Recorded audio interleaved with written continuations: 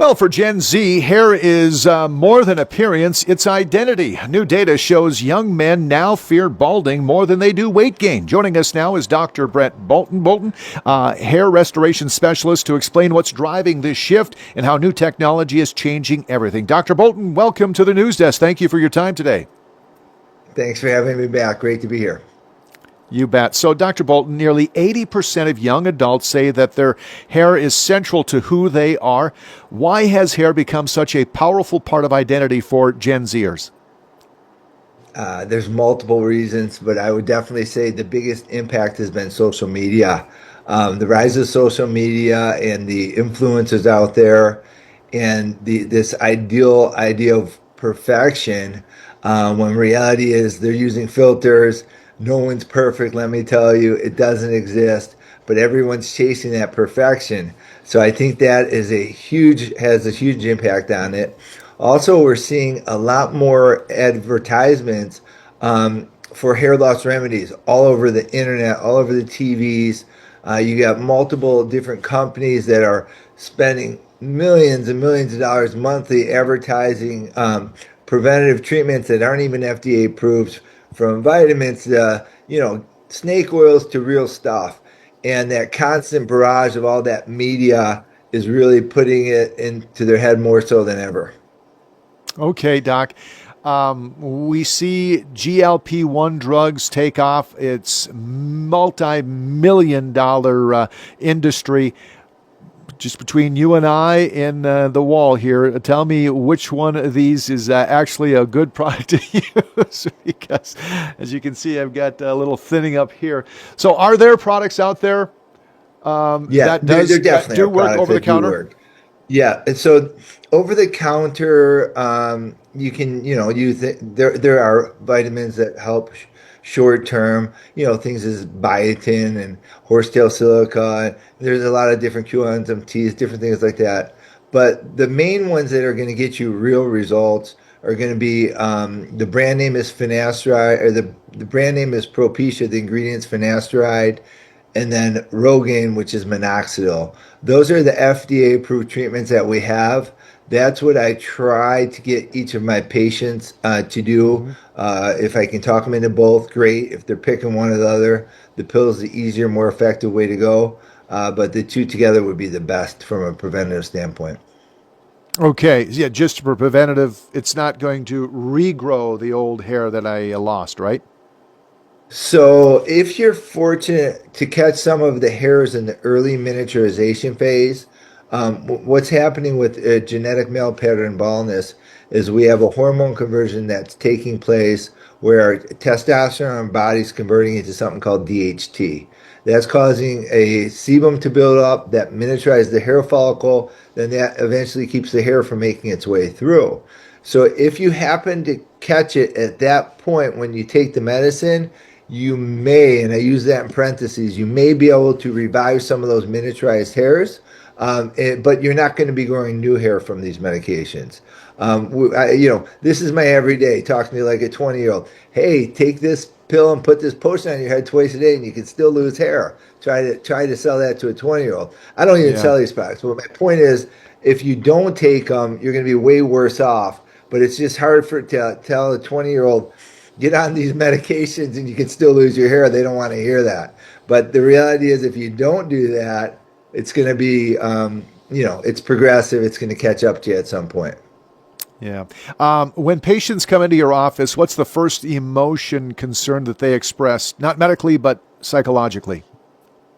You you always have great questions. That's a good one. So it's a mixed bag. I have I'll use a funny story that just happened. I have this 16-year-old that would come into my office. His dad coming with his dad. He goes, "Look, I'm going to be bald. I need a hair transplant."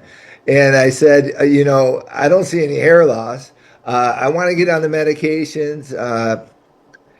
So we talked about the preventives. I eventually got him on the preventive treatments. Each year, he'd come back with his dad and tell me he wants a transplant.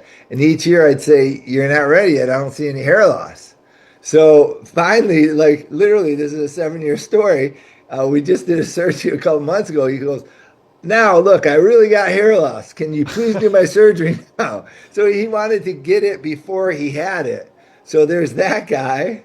Then we got the Yeah. guys that come in with a full head of hair that you'd only dream of, and they're like, "Oh, look at here, I need that fixed." Then you got the realistic guys that are progressively losing their hair naturally, that are coming into it, like, "Hey, I know I need to do something. What do I do?"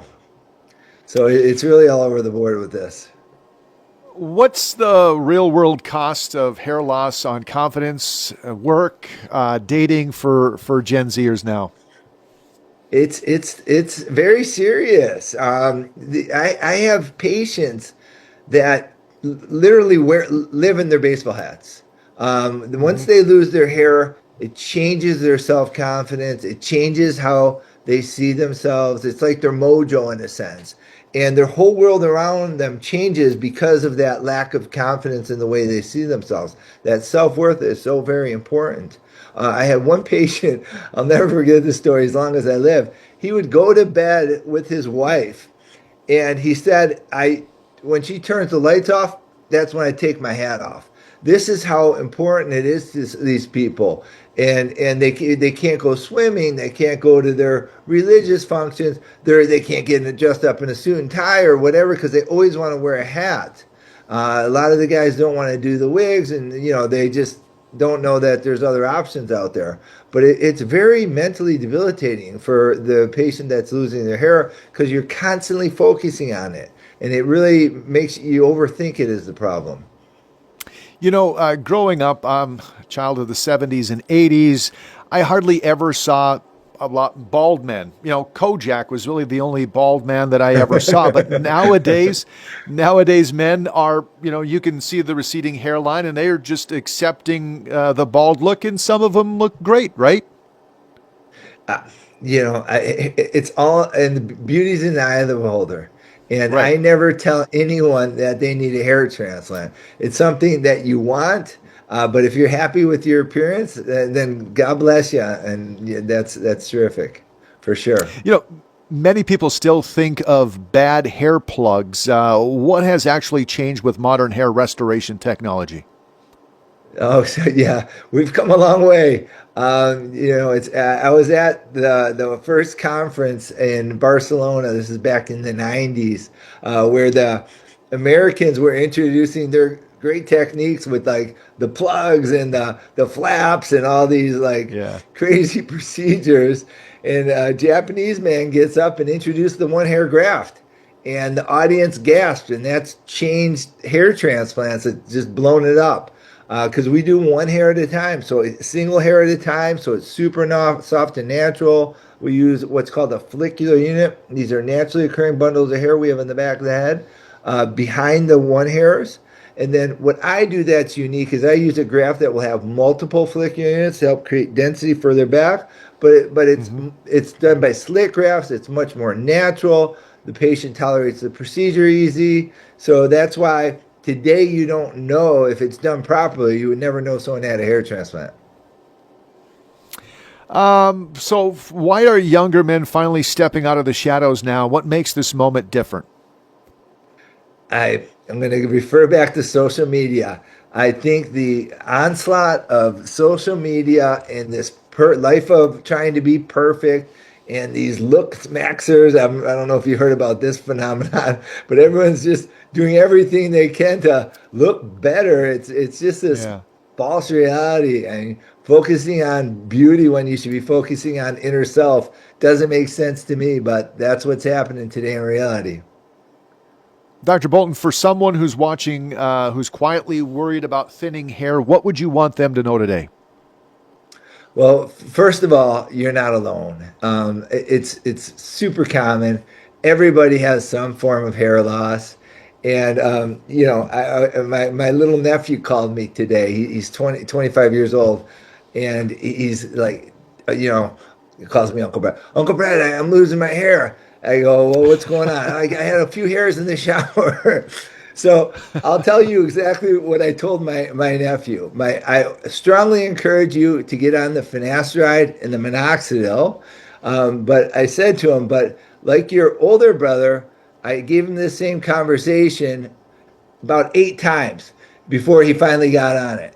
So you will end up on this medication because everyone in the family's bald, and you're gonna, unfortunately, you have that gene, but Yeah. it takes a little while to talk them into it. So it's whenever you're ready to commit, you want to get on those 2 FDA approved treatments.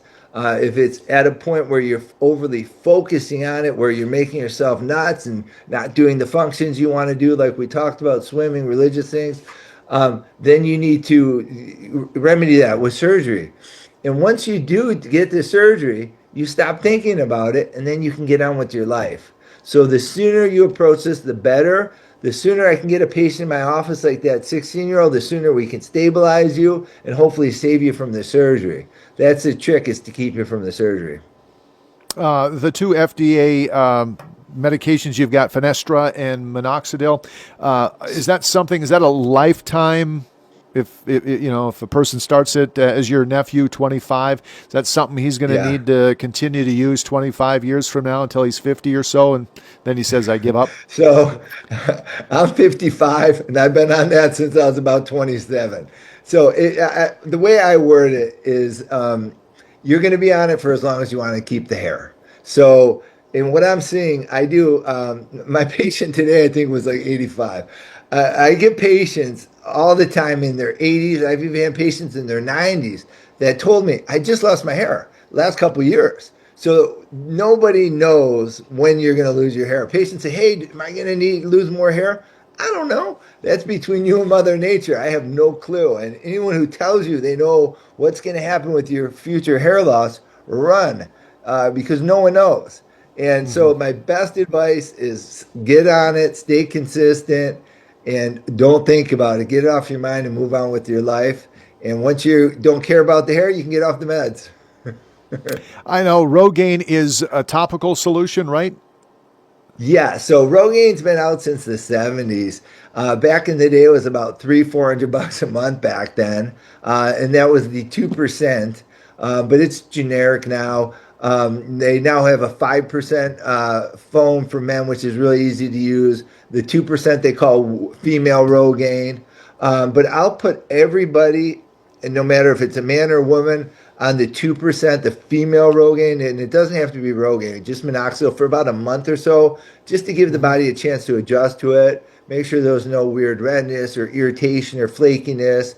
Then if everything's okay after that month, if they're for the men, then I'll bump them up to the 5%. Super cheap. They sell it at all those discount big stores for nothing. Very inexpensive, and you apply it once in the morning after you shower and once a night before you go to bed, and it works. It helps you keep your hair for sure. And Okay, the and finasteride, that's the pill. that's the Yeah, pill. 1 milligram. You'd start off every other day for a month or so, then a pill a day thereafter, and that's a long-term play as well. But that's not FDA approved for women. Is this something that you would need to see a specialist such as yourself, or is I know the Rogaine? I think you can just buy at a local over-the-counter shop, your CVS counter. Yes. Yes, definitely. The minoxidil you can find online or over the counter. They sell it very inexpensively at, Costco and Walmart has really cheap prices for this stuff. Hmm. The finasteride, you would need a prescription.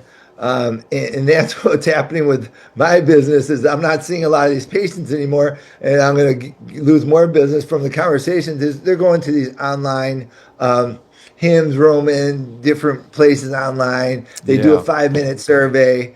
But what I'm seeing there is they're doing a lot of off-label stuff.